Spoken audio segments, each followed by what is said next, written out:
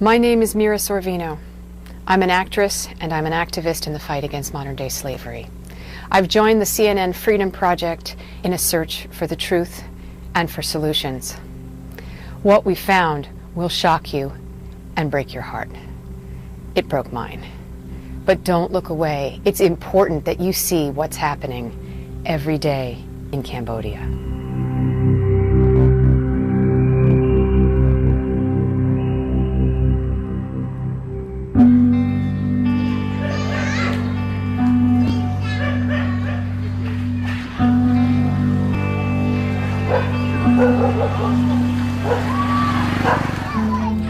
If you were not born here, if you did not come from this place, you'd never know it exists. There's no map, there's no sign. Unless you are the worst kind of criminal, the kind who preys on children. It is known around the world as a place where pedophiles come to get little girls. Every day in Cambodia, children are trafficked for sex. But the very youngest come from this one community just outside the capital, Phnom Penh. Svay Pak is actually the epicenter for child sex trafficking in Cambodia. I've come to find out why and to try to help make it stop. Hi. Hey, how are you? Good, how are you? Good, thanks. Thanks for coming. I'm joining forces with Don Brewster, a husband, a father, a grandfather, and a staunch abolitionist. Don came here from the U.S. on a mission trip a few years ago. He had just seen a news report about child sex trafficking in Svay Pak. Brothels were shut down, children were rescued, and Don wanted to help rehabilitate them back into the community. He was told the area was all cleaned up, except it wasn't. So I'm driving the moto down and I'm looking and I'm thinking, oh good, it's all cleaned up, right? It's good. And I got down to the end here. And when I got to the end, I was just turning my moto around and actually came out of this place right here. So he came up to me and he said, you want a young girl? And I said, again, I thought I was an investigator all of a sudden, so I said, yeah, I'd like two. And he said, okay, come with me.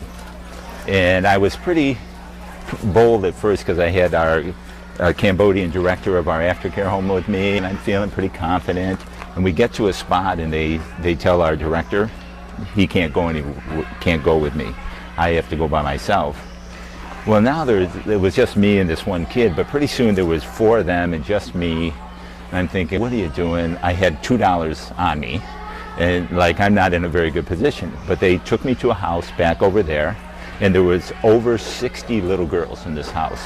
And I mean, we're talking 8 to 12 years, maybe max 12 years old. So they said, well, you pick the girls you want. So I picked two little girls, and then I'm thinking, like, I don't know what I'm going to do. And so I came up with this story. I said, I'm here with a bunch of Americans. There's 18 of us, and we all want 3 or 4 girls at least. And they said, no problem. I said, well, today we want them. He said, no problem. If you want 200 today, you can have 200 today. And so I said, well, I'll go get my friends, and we'll be right back, right? And they said, oh, no. You go, you take care of those 2 girls. You pay me and take care of those 2 girls right now, then you can go get your friends. And that's when I realized I'm not an investigator. But you know, frankly, I prayed, like, how am I going to get out of this mess? And I think God gave it to me. I said, you know, that Cambodian guy I'm with, he's no good. He'll go to the cops. I have to get rid of him, and I'll come back with my friends. And they bought it and they let me go. Did you come back? I went to police and NGOs to do investigations and stuff, and like I thought, hey, I got this big secret nobody knows about. And they said, yeah, we know it.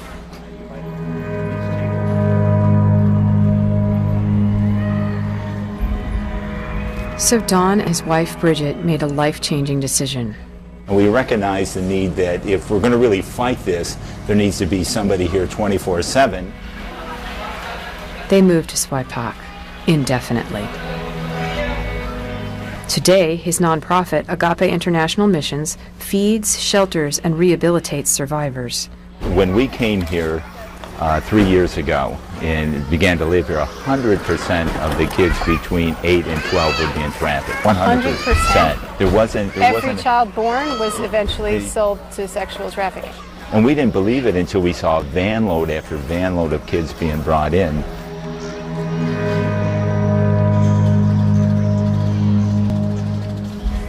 Much has changed since then, but much hasn't. Don says the children of Swaipak are still sold for sex every day. It's just gone underground. Many are sold as virgins by their own parents. As we walk along the dirt roads, Don points out a table of men playing cards. He says they're there every day. Instead of caring for their family or working, they sit there and gamble and drink all day because they traffic kids, including their own. These guys do? Yeah, these guys right here. Right? Their own. They traffic their own children. Kids as well as others, not just their own. See? See what happens when the light comes? Yeah, roaches scatter when the light comes. Yeah. That's what happens. The roaches and the rats scatter when the light comes. Yeah. I just want to yell at them, but I don't know what's going to happen if I yell at them. Well, you know what the truth is? What? They think they're untouchable because they have been. Do you think any of them speak English? No, most of them speak Vietnamese. I knew they probably wouldn't understand me and that it wouldn't make any difference at all, but I felt compelled to say something as futile as it might be. I just want them to know that the world is watching. I just want them to know that there's a tally being taken. Yeah, we're filming. It's not okay to sell children. It's not okay to sell children to pedophiles. It's not okay, and the world is watching. Protect your children. Do not hurt your children. Protect them. Oh God, I can't deal with it. I can't deal with the reality of it. It's, you know, they have to look in the kids' eyes. I know. Jesus Christ. Oh my God. Sorry, I feel like I'm going to cry every moment of this entire experience. I've been so afraid of this experience. I've been like, because, I've met a lot of survivors, but I haven't been in the the environment where it's happening every day, that they would sell their own children. I mean, when I think about how much I love my own children, like, if they do it to their own children, they would do it to any children.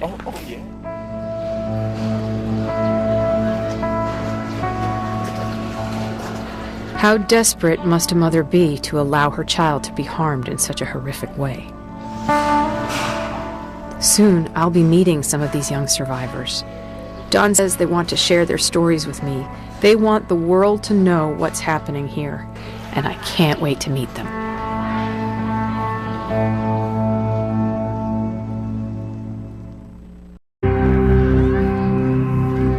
Yu has a smile that lights up her face. It also hides the sadness in her young eyes.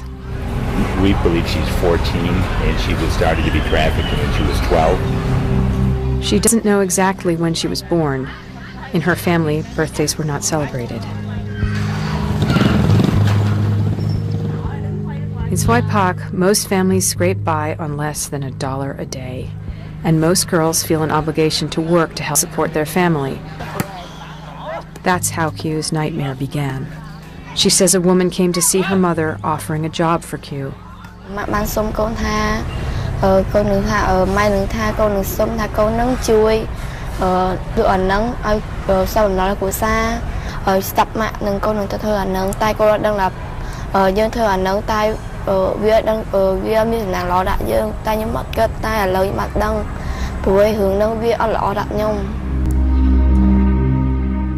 The job was to sell her virginity, a big business in Swaipak. Swaipak is known for virgin sales and prepubescent sex. So a virgin sale can be anywhere from $5,000 to $8,000. I mean, we're not talking $20. How much money did the lady say that your mom could get if you went there?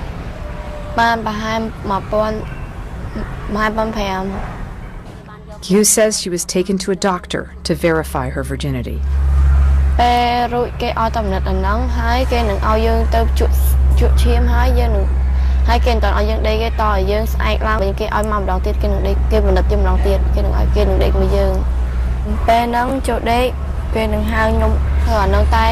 ở pe hai nó tay mà phỏng về hai cái bạn đẹp mùi nhung hai cái tha bờ ở phỏng cái nó ở phỏng đẹp hai mà phỏng về hai kim tư trên đất kẹo hai cái hai mà quên.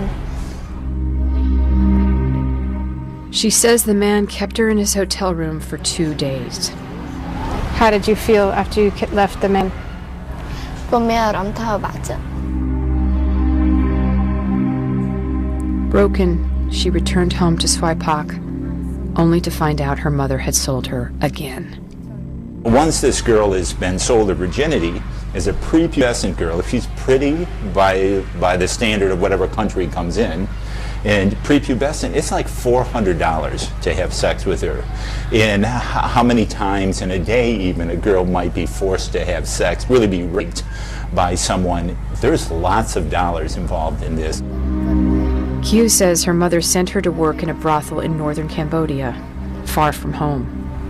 Con được sống tham ở con tao hôm thơ mà khai đứng xong không là lôi xây cái hói con được con chọc thơ ca nên con được chọn thơ ca tại đây sẽ bận đại cái nạn dương đâu nè nông cục xong hay chật ôn là cất ha buổi ôn thơ đang tiết tại ôn nó miền là cột khỏi là nghe buổi ôn thơ nông.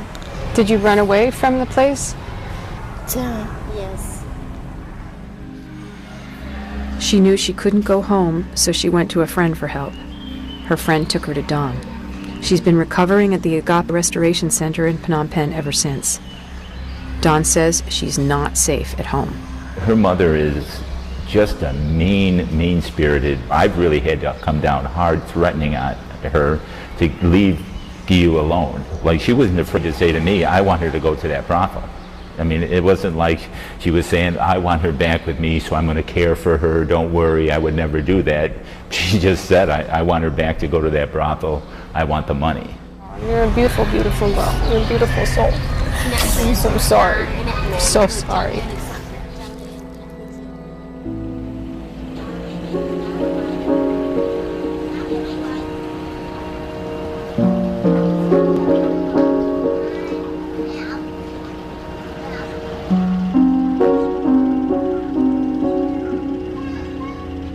All along the Cambodian shore, these makeshift boathouses are home to thousands of undocumented Vietnamese people.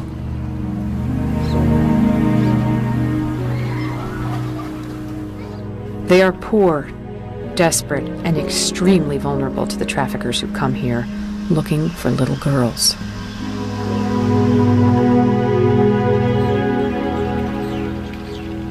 This is where we found Q's mother.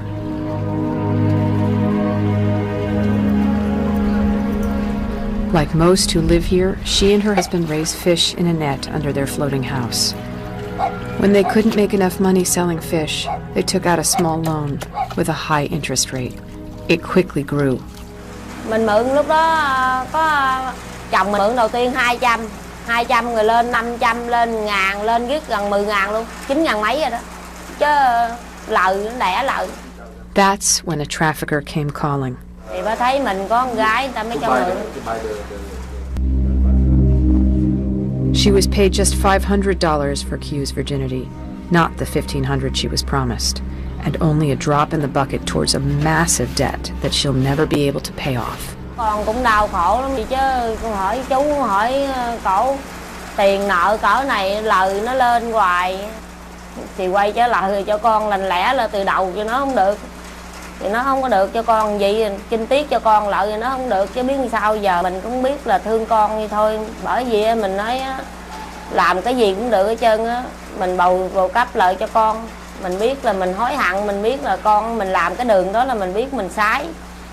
Tại mình thiếu thốn nợ nần quá, mình mới dẫn con đi làm cái nghề đó thôi. Regret and guilt. But that won't erase what her little girl went through. Cũng buồn, mình cũng biết con là buồn vậy thôi. Ra đời đi chơi này kia cũng đỡ với người ta, mình cũng biết. Mà làm cha làm mẹ thì mình không có con đường nào lựa chọn hết trơn. Nói chung ra không có cái gì mà bằng tiền bạc nợ nần hết trơn. Không có cái gì mà lớn hơn cái đó. Mình thì mình suy nghĩ có kiếm tiền kiếm bạc trả nợ cái nặng cho người ta hết chữ hết rủa rồi thôi. And as I was about to find out, Q and her mother are not alone. Dạ.